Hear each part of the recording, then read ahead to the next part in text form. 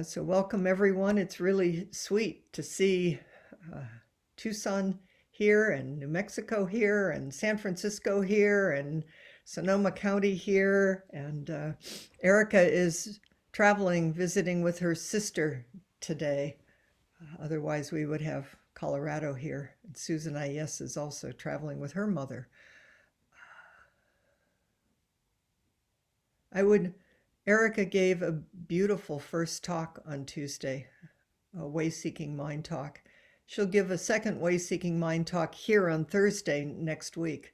But I would encourage you, it will be in the newsletter, in the recordings. Erica's talk will be there. And I'm so glad she's stepping into herself and the Dharma seat, and helping all of us step into ourselves and our own Dharma position.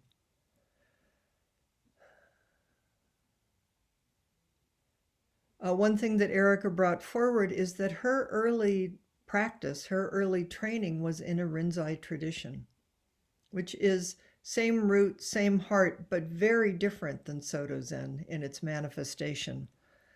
So, of course, there were questions, and I found a wonderful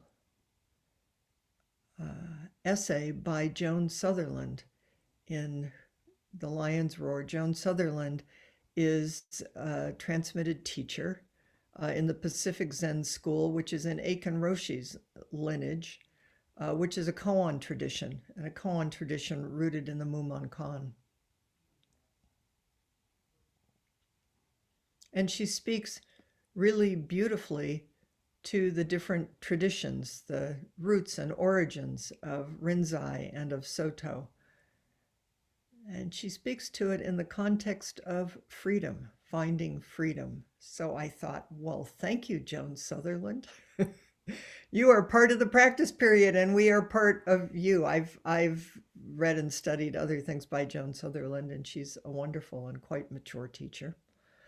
So I thought, I don't think I'm going to try to do anything, quote, better than Joan Sutherland. I've edited it a fair amount, and I'll do commentary, but I want to share with you her, she gives a beautiful and well-researched history of the traditions and our tradition, as well as what's this have to do with our lives right now, and what's this have to do with this troubled world and this troubled time. So, Joan Sutherland says, for all of us,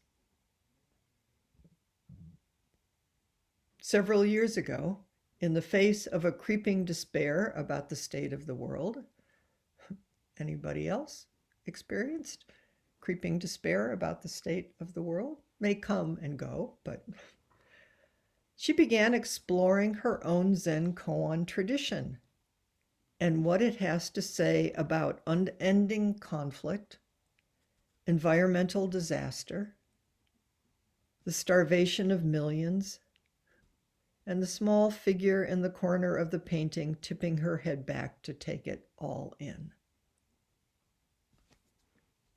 It turns out the koan tradition was born at a similarly urgent moment in Chinese history. It's easy to think,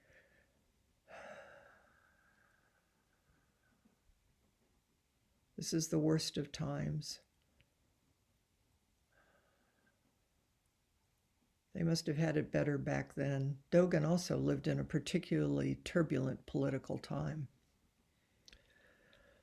1,200 years ago, a few Chan, which is Zen innovators, had a fierce desire to leap out of the usual way of doing things and into new territory. Fierce like us is, how do we take this tradition and make it real and relevant and alive to now? Not to escape the catastrophe that was looming around them, or the sense that is looming around us, but to more fully meet it. How do we meet ourselves and this time And what does practice have to do with it? If they were going to be helpful, if we are going to be helpful, they had to develop a flexibility of mind, an easy relationship with the unknown, and a robust willingness to engage with life as they found it. Well, thank you, ancestors, for being right here, right now. Perhaps most importantly, they needed a really big view. For them, Chan Zen practice wasn't about getting free of the world. It was about being free in the world. And the first koans are their field notes from their experiment in finding this kind of freedom. Space and time completely overlapped. Same questions, same urgency, same deep-heartedness and yearning for freedom. It turns out that 8th century China, the culture was flourishing. It was a great empire, maybe the greatest empire in the world, not unlike the way America has been viewed. Prosperity, trade, art, philosophy, and at the same time, there were strains on the empire. It had a huge imperial foreign policy with a long border issues. What a surprise. And they were trying to find ways to defend it. And it took lots of money to do that. People were taxed. Able-bodied people were put on the borders making war rather than farming and creating food and taking care of their culture and each other. Things began to break down in the capital.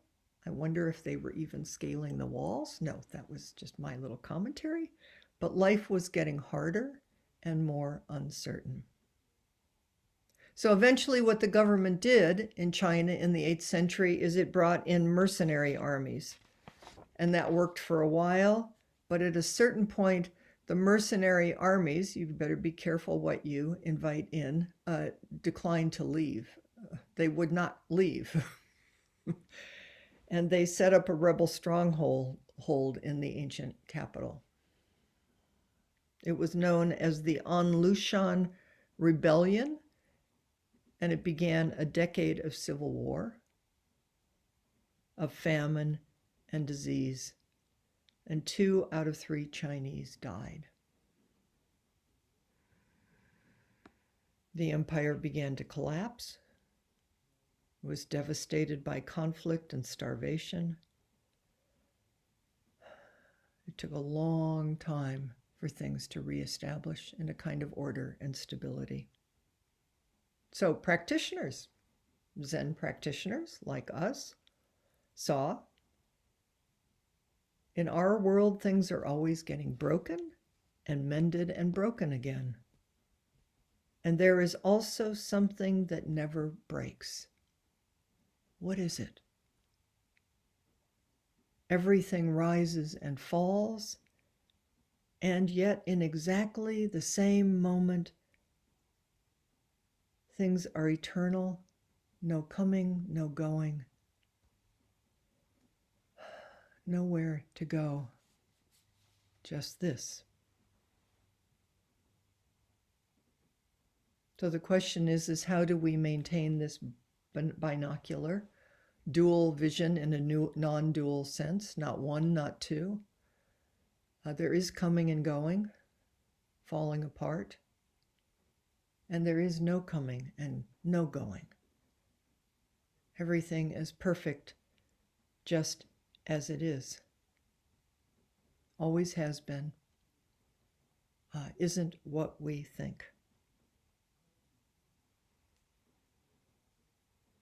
So the 2 predominant teachers at the time, the 2 most noted teachers, were from the Rinzai school, Ma Daoyi and Shito Kisen, We know Shito Kisen because he is one of the founders of our school, if not the founder of our Soto Zen school. And he's not the author, but he wrote the Sandokai, which is chanted all over the world in temples all over the world and reaches us to this day. We've studied it and we should study it again. It's very, very, very beautiful. And he also wrote the Grass Hut, which we have studied. So this is where it came from this time and out of conflict, these beautiful teachings. Joan Sutherland says what they asked was, what does it mean for each of us to be wholeheartedly part of this world? How do we fall willingly into the frightened, blasted, beautiful, tender world just as it is?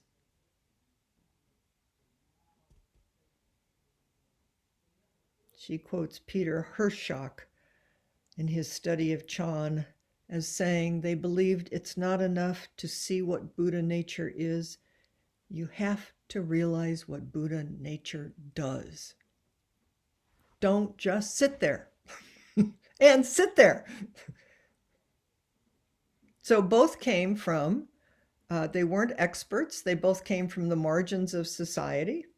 Little bit like for those who are also in the everyday Zen practice period, Huineng, the sixth ancestor. They both had connections with him. Ma's heirs came from the Linjai Rinzai school, and some of Shito's descendants formed the Sandokai lineage. They never met, but they had great respect for each other. For Shitao, the rebellion, the Longshuan rebellion, only deepened his conviction that sectarianism causes nothing but suffering. He saw it. He saw the devastation. He walked the streets. He walked the streets of our Civil War. He walked the streets of the Vietnam War. He walked in his own time. He saw the devastation of sectarianism. He said, there are no northern or southern ancestors. It's the Sandokai.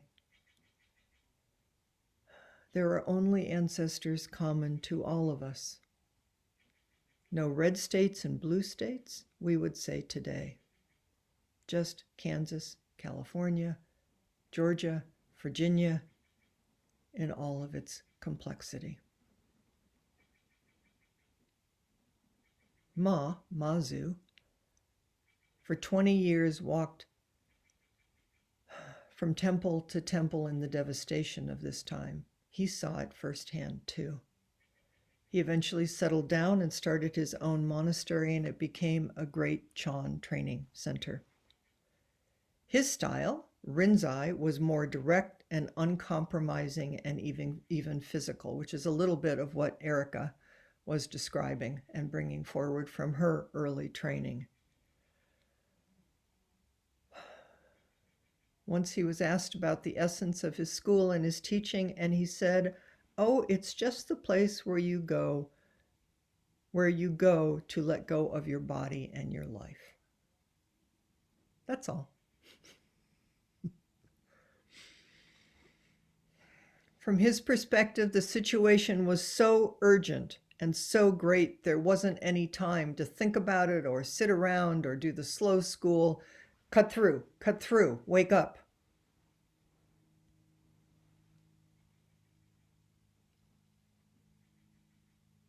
Shitao and his descendants, our descendants of our lineage, tend to emphasize reconciliation and the restoration of peace and stability in times of chaos.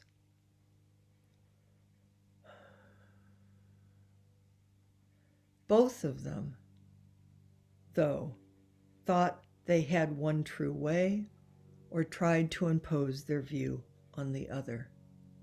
They had different temperaments and different ways of teaching, but they shared something fundamental and essential.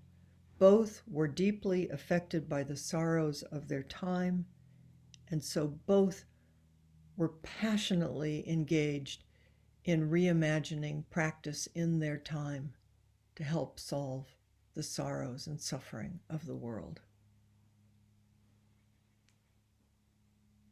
It's important to note that before then, Zen Chan had largely been an introspective meditation practice.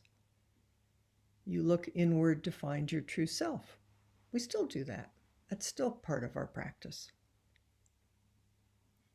But Shitao, Chinese, practical, on the ground, said, what meets the eye is the way. Everything you see is Buddha nature. Everything you see is you.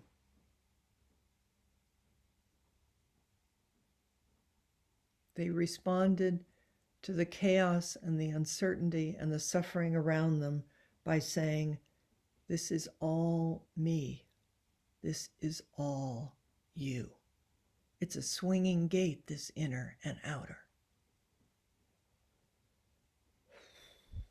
You come to terms with life's suffering not by turning away, but by moving more deeply into life and encouraging others to join you.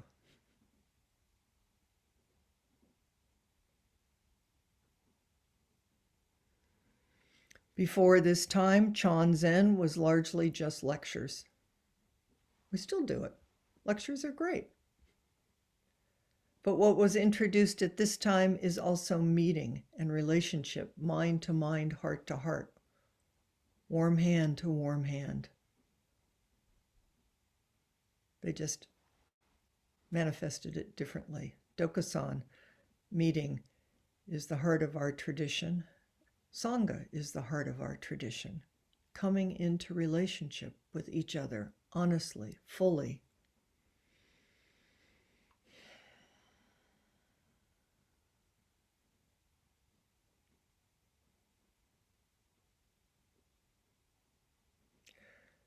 Joan Sutherland points out that the way that Ma did it with his students as an invitation to freedom was always direct and physical, immediate. Erica talking on Tuesday about the bell rings and you stand up and you run in and everybody runs in to see who can get there first to talk about their koan and have a meeting with their teacher. Did you get it? Did you not get it?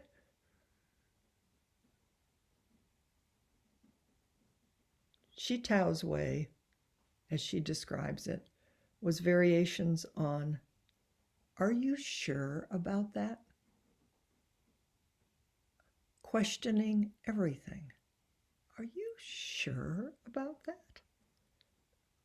Especially your most cherished beliefs, which means, of course, you have to study the self to know what your most cherished beliefs are, because often they're pretty sneaky.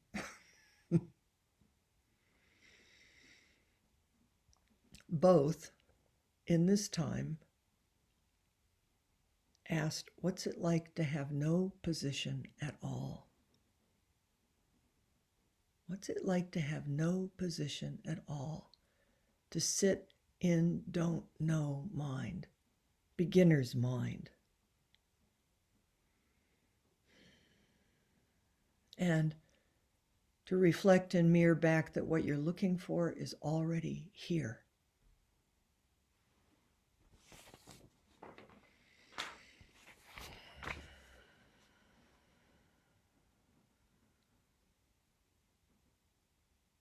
Ma was likely to hit or kick people to get you to stop your mind. We'd say that's abuse now. Back then, this is cultural Chinese. It's why I think sometimes when we study the koans, it's really hard for us in this time to understand because it often can seem like two old guys beating each other up.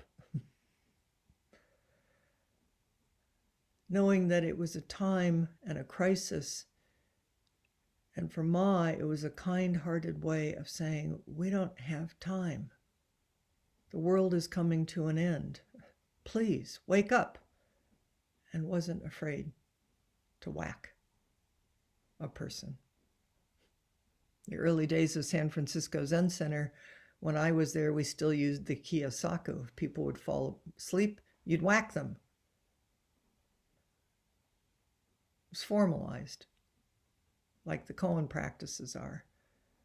We soon discovered, many people did, that probably whacking Westerners was not the most effective way to tenderize our hearts or help us wake up.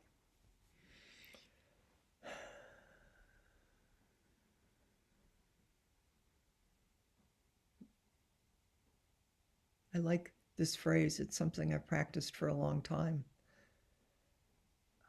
Mao Linji, his descendant, spoke it this way: "Let us be true persons without rank together. Let's meet fully and deeply. Nobody above, nobody below, but let's engage fiercely and intimately." I've always carried the phrase, what is it to be a person of no rank? What is it to be a person of no rank? To fully and completely take your place in the world, in the Sangha, in the Dharma, but nothing extra. To be of service.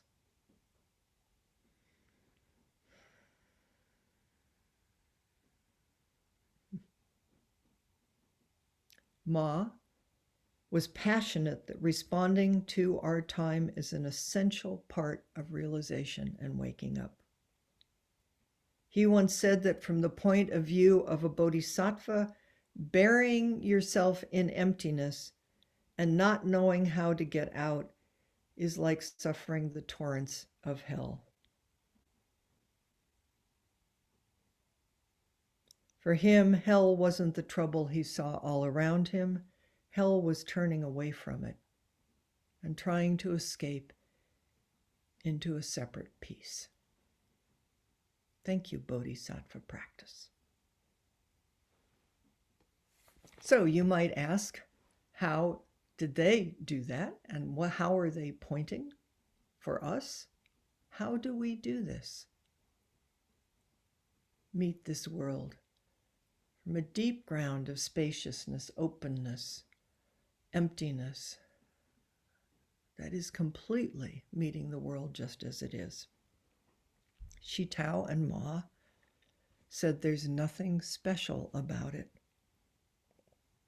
and certainly nothing that you can control through fear or that's rooted in fear. Wherever we find ourselves, whatever we're faced with, that's the way. This is it. Just this. This is it. Stop thinking there's someplace else. There are no detours, and we can't lose our way. You cannot lose your way. To engage and entangle ourselves with whomever and whatever we meet, to care about them, to throw our lot in with them, that is the way. Every moment, every circumstance is another chance to experience things as they are, rather than how we wish or fear them to be. May all beings be free. May all beings be free. Ma, we picked up this koan last Thursday, was the one who said, ordinary mind is the way. Everyday Zen is the way. Amazing. 8th century China is right here and the heart of our practice. Don't reject your thoughts and feelings. Even in a desperate time, the grieving, the rage, the flashes of bravery and generosity in ourselves and in others, all of that is the way. Maybe even especially the mind that doesn't understand is exactly it. Don't know. Don't know. What is it? Are you sure? Look deeply. In our own time, anyone who claims to have an explanation for what's going on probably doesn't. whether it's from a political or metaphysical or conspiratorial or any other perspective. It's a good time to be asking questions, to appreciate the grounding of the ordinary mind in its impulses, to make a warm breakfast on a cold day, to sit by the fire like Debbie and Joni, to research what it would take to become carbon neutral.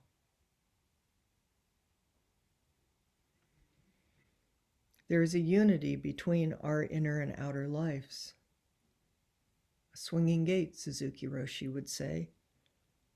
A continuum that only appears to be separated into pieces that are sometimes in conflict. Turn too far toward your own heart-mind, and we can become self-obsessed. How are you feeling? Please know how you're feeling. But also, please take a breath, breathing in and out. Too far in the other direction, I'm going to override what I'm feeling because I have to go solve and save the world. You're going to burn out. Bring an attitude of warmth and curiosity to both, and the way begins to open on its own. This is what Ma called living a natural life according to the times.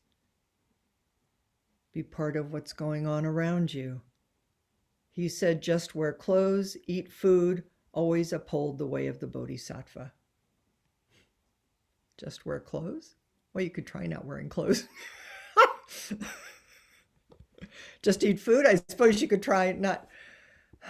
Someone sent me, doing a Jizo practice group, someone sent an email. This is through San Francisco Zen Center, who just so much grief and sorrow in her personal life. And she said, I'm just trying to eat so that I can take care of my 3-year-old. Just eat. If we're lucky enough to have food, eat. And be aware when we're eating that there are people who can't eat. Don't feel guilty or bad about it. Completely taste each morsel. Be grateful for clothes and shelter. Breathe it in deeply and send it out for all beings. Shitao said, your essential mind is absolutely still and completely whole, and its ability to respond to circumstances is limitless. This is faith in mind. This fundamental wholeness and responsiveness is what Ma urged people to experience in themselves. Wake up, cut through, whack, whack. Shitao invited us to rest. What is this alive place of rest? It's the freedom of having no position. Put all that down and things get bigger and alive. May all beings be free. We feel whole and at peace and able to respond because we know we're part of something very large. Not as an idea, but viscerally. Sit down, rest in Zazen, completely upright and present. Then it's no longer you or me and I am you. The boundaries are completely intact and are completely fluid. This is where fearlessness comes from. This is where compassion comes from. Not even comes from. It is.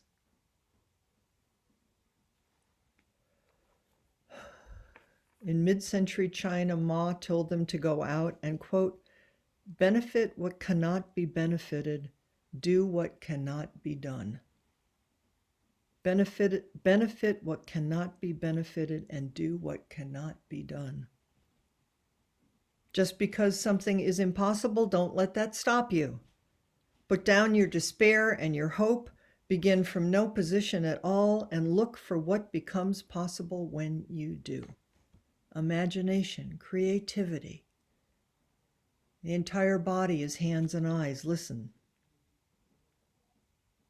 For the times when we get really stuck and can't find a way through, Ma suggested that we make ourselves into a raft or a ferry boat for others. No blueprints from Shitao or Ma about how to construct a raft, because it's different each time. There's no way to know ahead of time. But if we help others to discover a way across, they'll bring us along. I'm going to say that again because I really like that. If we help others to discover a way across, they'll bring us along. Stop thinking you're going to save all beings. We are saving each other, and it's mutual and seamless beyond anything we can even begin to imagine. Just show up. Do the best you can. Respond. Okay, in closing, one of Ma's heirs said that his teacher taught him two crucial things. I think Shitao would agree. First, that each of us is already endowed with the treasure of everything we need. It's already here. Our enlightenment is already here, as is our kindness and our curiosity and our courage.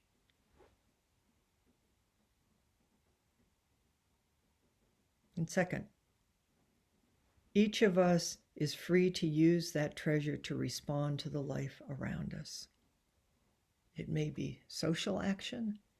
It may be taking care of yourself, your own grief, your own health, your neighbor, your partner, your cat. Rejoicing in the rain that's bathing the earth here in California. Our freedom is to fall willingly into the frightened, the blasted, the beautiful, tender world just as it is, and it's already here. Know for ourselves that we have that treasure and that we're free to use it no matter the circumstances. This is a happy life.